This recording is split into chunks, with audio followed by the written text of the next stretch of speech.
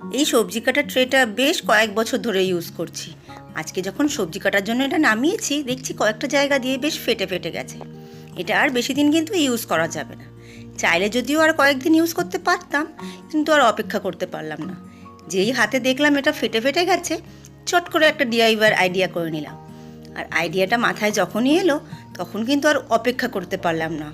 যদিও স্টকে হোয়াইট কালারটা নেই, তাই বেস কালারটা একটু হালকা করেই করে দিলাম। তারপরে ইউজ করলাম ইয়েলো কালার। একটা সুন্দর মেসেজ লিখে এই কিউট শেপটাকে গ্লু দিয়ে পেস্ট করে দিলাম। ব্যাস রেডি হয়ে গেল। সবশেষে একটু সাজিয়ে দিয়ে এটাকে রেখে দিলাম ডাইনিং টেবিলের ওপরে। এবার চট করে দুপুরে রান্নাটা সেরে ফেলি। একটা বাটিতে মশলাটা প্রথমে রেডি করে নিচ্ছি। রোজকার রান্নার মশলা অ্যাড করেছি। আর তার সাথে কালকে রাতেই এনে রেখেছিল এরকম পনির ফ্রাই। এই পনির ফ্রাই দিয়ে আলু দিয়ে রসা দারুণ লাগে, আর তার উপর দিয়ে যদি একটু ঘি দিয়ে দেওয়া যায়।